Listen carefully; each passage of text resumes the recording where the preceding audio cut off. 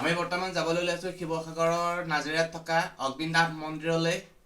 বহুত দিনৰ পৰা যাম বুলি ভাবি আছিলোঁ অগ্নিনাভ মন্দিৰলৈ, কিন্তু যাবলৈ পৰা নাছিলোঁ। কিন্তু বাবাৰ কৃপাত আজি যোৱাৰ সৌভাগ্য লাভ হৈছে। আপোনালোকক দেখাই যাম মন্দিৰৰ গৈ পেলাই মন্দিৰৰ পৰিৱেশ। বৰ্তমান আমি যাবলৈ ওলাইছোঁ। এইজনী আমাৰ ধুনু, এইটো ভাইটি, এইফালে এজনী মা আমাৰ, এজনী আমাৰ অপৰূপা সহধৰ্মিনী।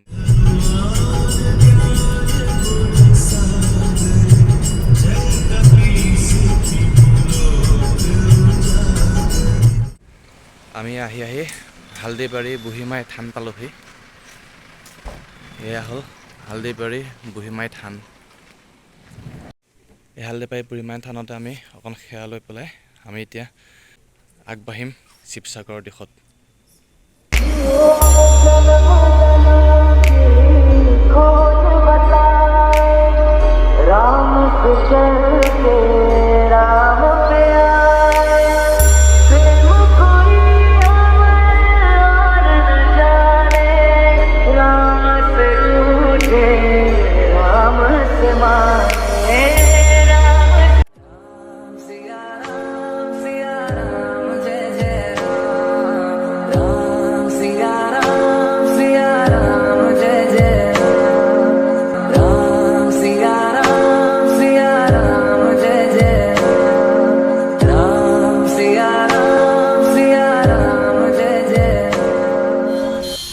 আমি আহি পেলাই অগ্নিনাভ মন্দিৰত পালোহি।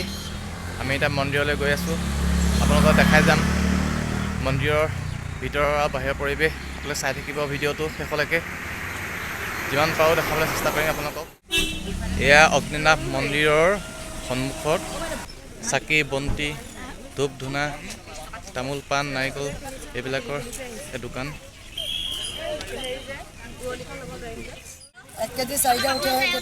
তিয়ঁহ এটাত 10 টকা।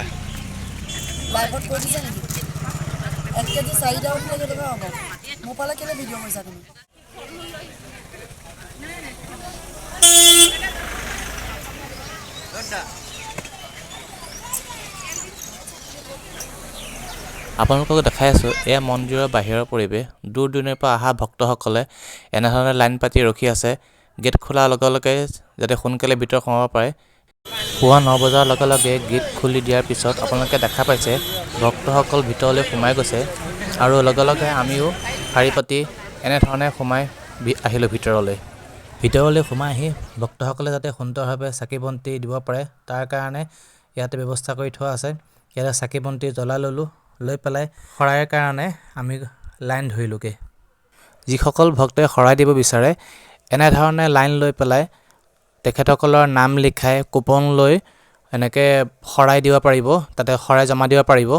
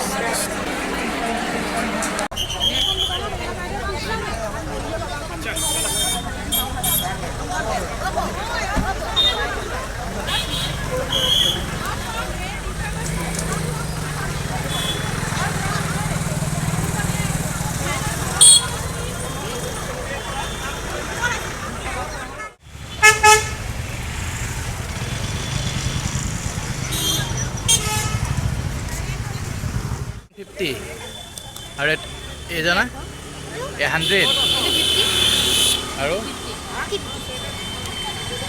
এশ 50 rupees